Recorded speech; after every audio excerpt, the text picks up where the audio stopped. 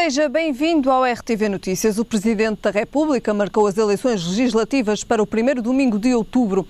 Cavaco Silva diz que é extremamente desejável que o próximo governo tenha apoio maioritário e consistente na Assembleia da República, insistindo ao longo de quase todo o seu discurso na necessidade de um governo estável e duradouro. Cavaco Silva ressalvou, contudo, que alcançar esse objetivo é uma tarefa que compete inteiramente às forças partidárias. Retomando ideias que tem vindo a transmitir, o Presidente da República recordou que, apesar de Portugal ter já concluído o programa de assistência financeira e regressado aos mercados para financiar o Estado e a economia, o país continua ainda sujeito a regras exigentes de disciplina financeira e de supervisão das suas políticas económicas. Por isso, vincou, é essencial assegurar o equilíbrio das contas do Estado, a redução do endividamento externo e o reforço da competitividade da economia, porque só assim se conseguirá promover o crescimento, a criação de emprego e a eliminação dos sacrifícios que ainda independem sobre muitos portugueses.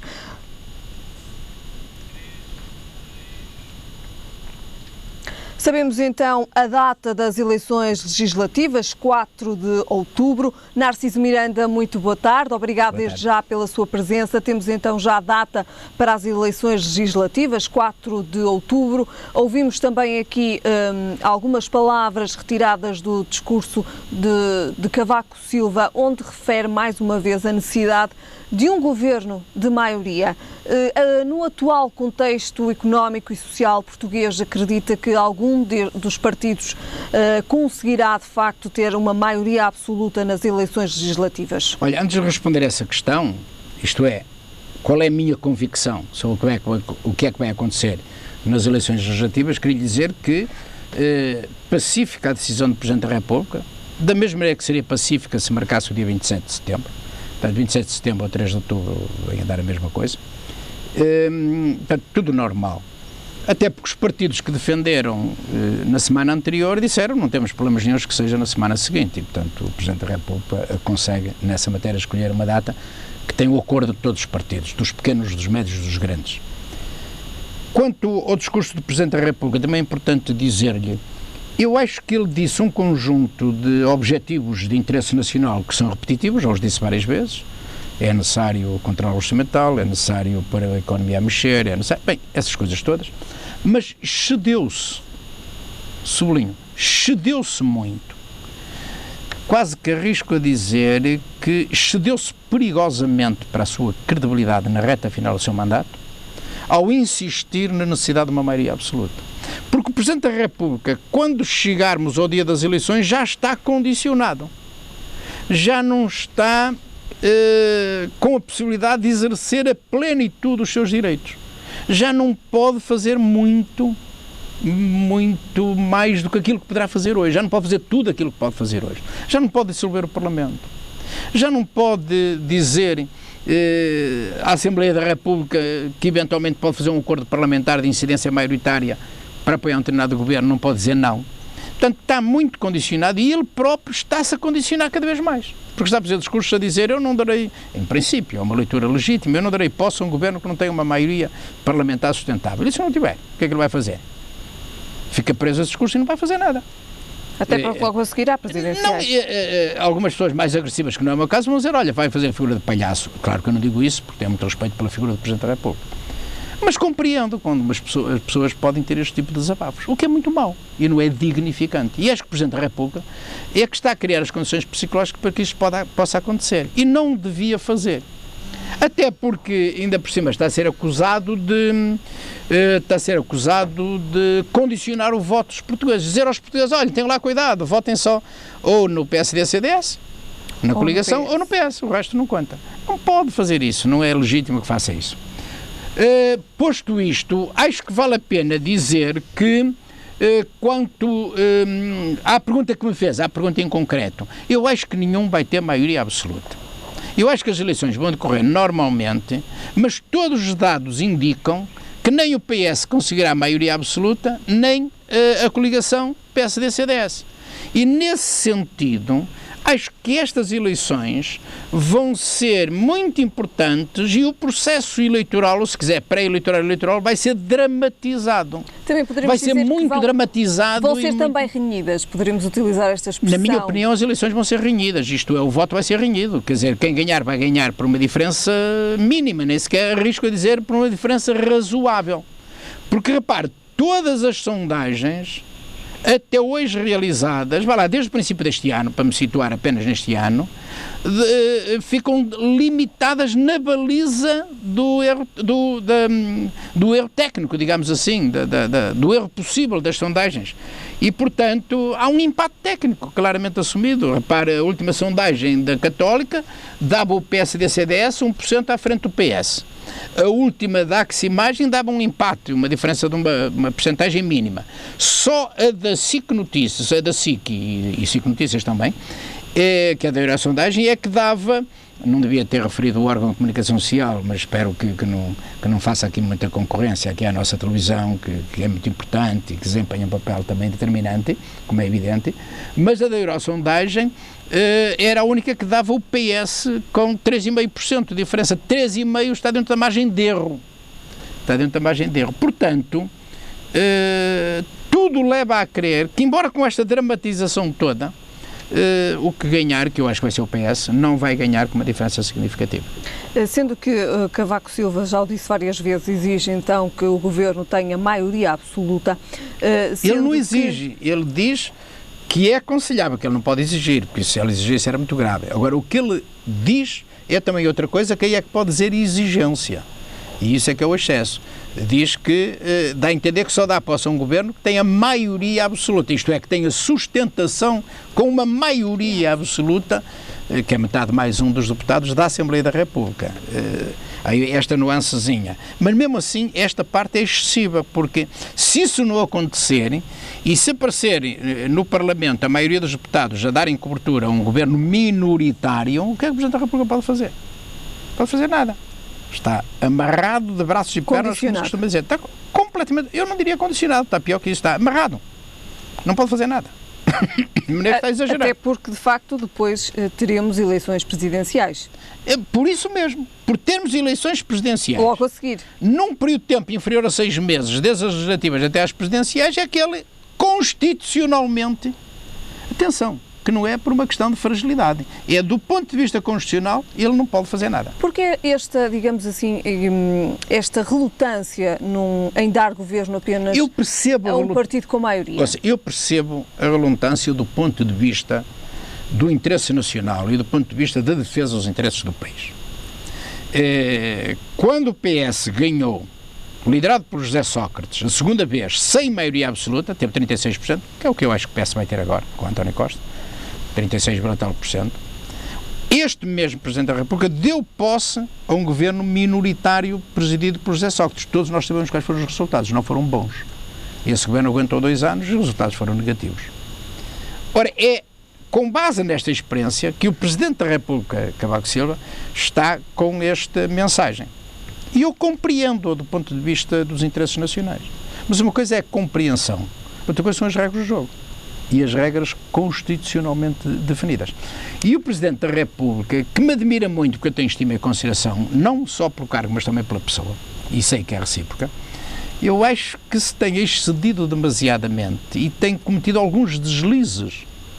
Tem utilizado algumas frases ao longo deste segundo mandato que são verdadeiros deslizes. E é isso que contribuiu, esses deslizes, para ser o Presidente da República da história democrática de Portugal com menos aceitação, com menos popularidade, com uma imagem menos positiva. Qualquer um dos Presidentes da República que tivemos, General Ramalhianes, Dr. Mário Soares, Dr. Jorge Sampaio, nunca atingiram patamares de popularidade, de notoriedade, de respeitabilidade tão baixos como o professor Cavaco Silva. E isso não é bom. Eu não estou a dizer que não é bom para o Cavaco Silva, claro que não é. Isso não é bom para o cargo institucional do Presidente da República e não é bom para o país. E acho que o Presidente da República devia ter mais cuidado, devia ser mais comedido, mais contido, porque ele tem obrigações acrescidas para evitar que se degrade tão bem, e sublinho, tão bem, a instituição Presidente da República, que é muito importante e muito mais importante que qualquer um dos seus titulares, do passado, do presente e do futuro. A instituição Presidente da República é muito importante, que deve ter uma imagem que deve ser preservada, deve ser olhada como sendo o alto magistrado da nação, a pessoa que transmite a mensagem dos consensos, da motivação, do orgulho nacional, do orgulho de sermos portugueses. Ou seja, para si seria, de facto, o perfil do Presidente da República?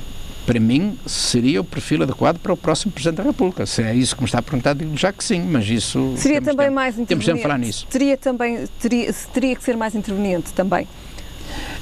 Este Presidente da República, temos de ser justos, foi muito interveniente no primeiro mandato e quase sempre bom interveniente. Com bem salientar isso. Já está esquecido. Há boa maneira portuguesa e há boa maneira dos nossos analistas das nossas televisões. Esquecem-se rapidamente e mudam de opinião quase como quem muda de camisa. O professor Cavaco Silva foi bastante interveniente, com grande sentido de oportunidade, com alguma acutilância, mas tocando nas feridas, tocando nas questões centrais no seu primeiro mandato. Curiosamente, vá-se lá saber porquê. No segundo mandato, funciona exatamente ao contrário. Eu não vou para aquela análise simplista que ele agora está a fazer isto para apoiar o governo, para ser o porta-voz do governo do PSD-CDS. É natural que tenha aí alguma dose de influência para que ele atue assim, mas acho que não deve haver aí qualquer outra razão, porque ele funcionou exatamente ao contrário. Ele devia sair, devia trabalhar para sair em grande, para sair pela porta da frente, para sair pela escadaria da frente com grande tapete vermelho e as pessoas olharem para ele, não é lá, olharem para ele nos órgãos de comunicação social, pá. Este senhor representou-nos com dignamente o nosso país, foi o alto magistrado da nação. Obrigado pelo trabalho que fez. Não sei se vai conseguir isso. Muito bem, Narciso Miranda, só para também terminarmos esta questão das legislativas, esta semana as listas do PS de Lisboa Ui, e meu Porto, Deus, no que vai falar. no Isso Porto, é uma desgraça completa em todo lado. Chumbadas. O que é que se passou para ser passada esta situação? Você desculpe eu ter reagido da maneira como reagi, foi tão espontâneo e tão autêntico. Foi mesmo autêntico. Vale que estou na frente de uma grande profissional que reage normalmente, quase como aqueles casos que têm acontecido em outras televisões, caem peças. Felicito-o por isso, reagiu tão bem, mas eu fui muito autêntico. Isto foi uma desgraça completa. Na história do Partido Socialista do Distrito de Porto, eu tenho aí responsabilidades, porque foi líder do Partido Socialista, acho que 12 anos. Nunca aconteceu isto. Nunca aconteceu que uma lista... Aconteceram sempre dificuldades. Há sempre dificuldades a fazer uma lista. Quero dizer isso com toda a franqueza. Eu acho que o Presidente da Federação, que não há ninguém que o compreenda melhor que eu. As pressões, os grupos, os grupelhos, as amizades, muito complicado. Foi sempre assim. E o dia da aprovação das listas, o dia da apresentação das listas é dramático. Para o Presidente da Federação é angustiante. Posto isto, e transmitida esta nota de respeito e consideração, bem sei o que isso é, nunca isto se degradou tanto, nunca foi tão mau como agora. Porquê é que aconteceu? Perguntou-me. Eu acho que ninguém diz isto, mas vou ter coragem de dizer. Sabe porquê? Porque o Presidente da Federação, que eu tenho consideração por ele, que é um grande quadro do Partido Socialista, e um grande quadro autárquico, cometeu um erro grave, um erro fatal. É que há quase um ano, quando se fizeram os congressos distritais, ele, para pacificar tudo, para pôr os chamados apoiantes seguros, os apoiantes do Costa, todos num consenso, à sua volta, para ser ele o único candidato à Federação, entrou, infelizmente, cometeu o descuido, para não dizer leviandade política, de entrar no negócio de corredores, na mercearia, como se costuma dizer na política, e negociou, repara, há quase um ano, há 10 meses, a lista de deputados. E negociou com quem? Com os costistas e com os socráticos, que isto é que é grave. Negociou com quem representa o Sócrates, porque o Sócrates ainda tem representantes, aliás, sentimos isso por todo lado, e com os representantes do Costa. Por um lado, o Manuel Pizarro, que era o homem do Costa. Por outro lado, o Renato Sampaio, que é o homem do Sócrates. Até dizem que era o homem dos livros, mas isso é outra questão.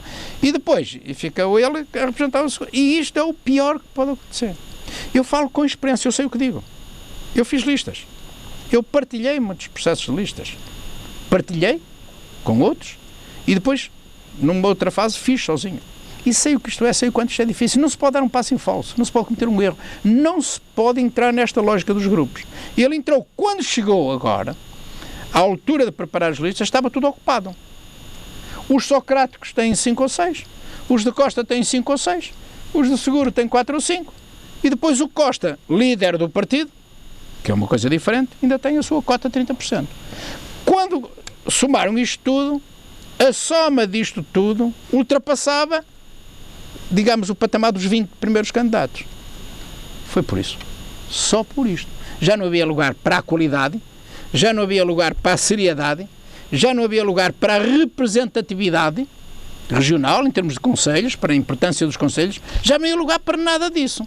E depois, o que é que se fez? Houve conselhos que ficaram sem representação. Claro, eu vou já sei quem. O que é que se fez? Tentou-se encaixar cada um dos candidatos deste negócio, desta mercearia, em cada um dos conselhos.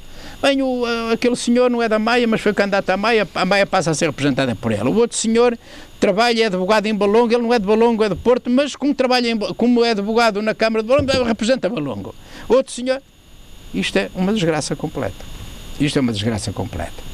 Representantes Matosinhos, por exemplo, não tem ninguém. Não tem ninguém. Houve um desrespeito total para com Matosinhos. Para não dizer um desprezo. Desprezaram Matosinhos. Isto é mau. Claro que eu faço questão de dizer aqui uma coisa. A Luísa Salgueira, que aparece em 6º lugar, diz que é de Matosinhos. Não, é verdade. Ela milita em Matosinhos, mas ela tem casa na Maia. Eu também compreendo que digam isto. Isto não tem nada a ver contra a Luísa. Atenção. Nada. Eu até acho que ela é vítima disto tudo. Ela tem casa própria, casa de que ela é proprietária, não é uma questão, eu moro na Maia porque foi na Maia que eu encontrei uma casa mais barata, eu moro na Maia porque não tenho outras condições. Não, ela comprou casa na Maia, mora na Maia, fixa, vota na Maia, é da Maia e trabalha em Lisboa. E, portanto, não pode... Qual é a ligação a Matosinhos? Não, a ligação a Matosinhos é muito significativa, porque eu estou até à vontade que sou o responsável. Fui eu que convidei a Luísa Salgueiro para ser minha vereadora. Portanto, ela trabalhou em Matosinhos muito tempo. E quando entrou para deputada pela primeira vez, fui eu que a meti como deputada, fui eu que a propus. Ela deve-me a mim ter iniciado a sua carreira como deputada. Ela era vereadora da Câmara de Matosinhos, trabalhava em Matosinhos, tinha uma relação, não era profissional, era uma relação política, social, com as instituições, nas suas funções institucionais de vereadora da Câmara. Portanto, é normal que ela pudesse dizer, e que eu pudesse dizer, está aqui, esta senhora que é representante de Matosinhos, agora não acontece isso. Mas termino dizendo-lhe o seguinte, há uma coisa muito mais grave, é que na Comissão Política que se votam os deputados, os 5 representantes de Matosinhos do PS Matosinhos votaram contra. E agora é assim, a lista foi chumbada por uma maioria de votos. Se os próprios dirigentes do PS não confiam nesta lista, como é que a população vai confiar? Esta é que é a grande questão. Mas a lista teve que ser anteriormente aprovada. Não, a lista foi chumbada no Porto e depois fizeram lá uns arranjos em Lisboa. A grande vítima foi a Joana Lima, que passaram de 9º para 16º. Disso beneficiou a Luísa Salgueiro, que estava em 12º e passou para 6º. A Isabel Santos estava não sei o quê e passou para 16º. Olha, uma caldeirada de peixe, mas não é de bom peixe, daquele bom peixe que eu costumo comer em Matosinhos. É uma caldeirada de um peixe qualquer. Muito mau, muito negativo. Atenção, mas faço questão de dizer que isto acontece em todos os partidos. Isto não é uma questão de PS, é uma questão de PS, PSD, CDS, em tudo. Isto é um mal geral. Muito bem. Por isso é que as pessoas se afastam. Narciso Miranda. Mas entristece, deixa-nos tristes a todos. Tanto vale ser no PS como no PSD, nós ficamos tristes, porque isto é mau para a democracia. Muito mau. Muito bem. Estamos então por terminar o tema das legislativas. Falamos agora de outra questão. Falamos da inauguração do terminal de cruzeiros de Leixões. Que vai ser hoje. Bom, lá está. 3 ministros, segundo me dizem, quer dizer que o Governo está a dar muita importância ao ato. Portanto, é uma infraestrutura muito importante, uma infraestrutura de relevante significado que constitui já um grande impulso, sobretudo para o desenvolvimento turístico do norte de Portugal e de Portugal. Nada mais a dizer.